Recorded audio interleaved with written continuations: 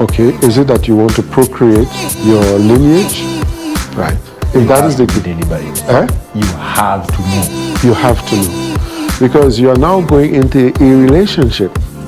You go into a relationship, you have to know how much are you going to employ in that relationship? How much is the other person going to employ in their relationship with you to make both of you grow together?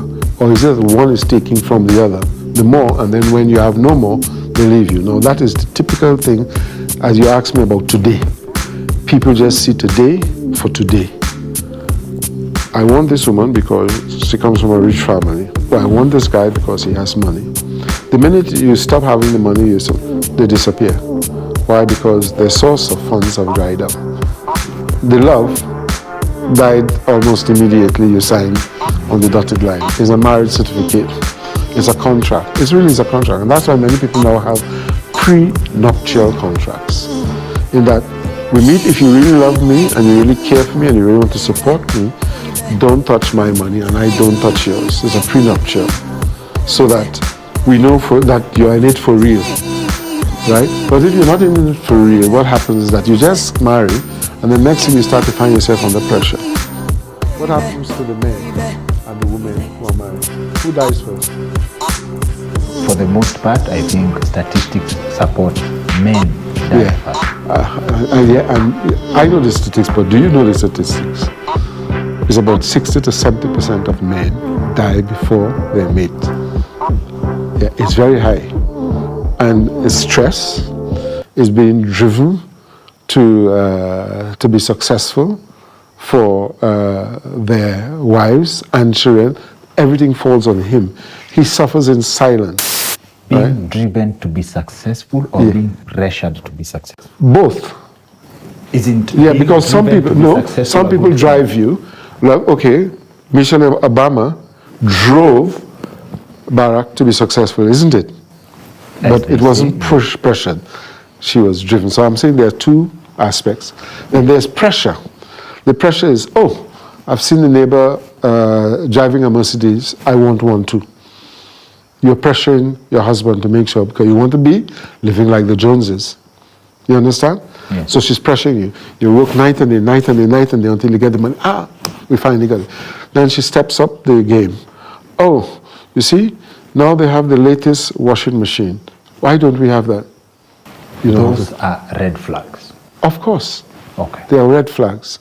Because she's not interested in driving you to success, but she's pressuring you to success because there is something that she's gaining from it. Right? Is it status? Is it relevance? Is it social climbing? What is it?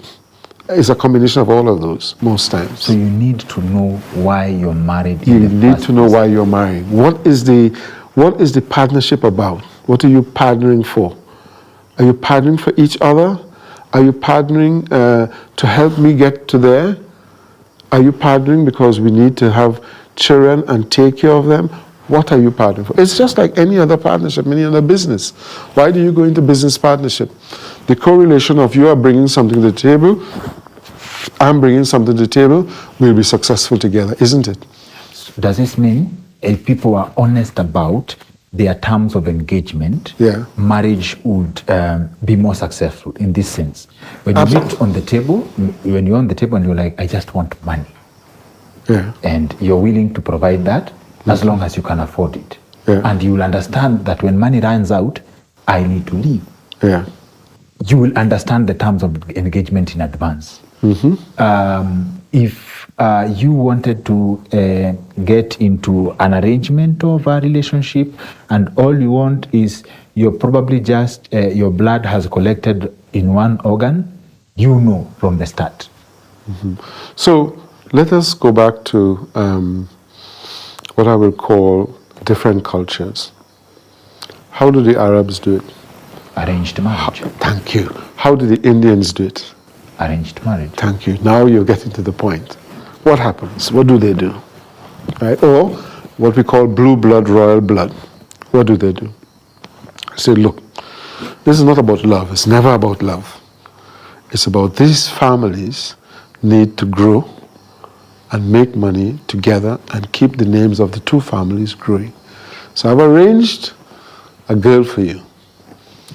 I've arranged a boy for you. When you reach this age, you all are going to marry. The two families are combining their wealth, their status together. They will eventually maybe get to love each other, but they are going to stay together because the two families have put them together for a reason. It's an arranged marriage because there is benefits to the two sides. It's a win-win. It's a partnership. So they are practicing it in a real way, in that they are having a partnership, which is really what marriage is all about. It's a partnership.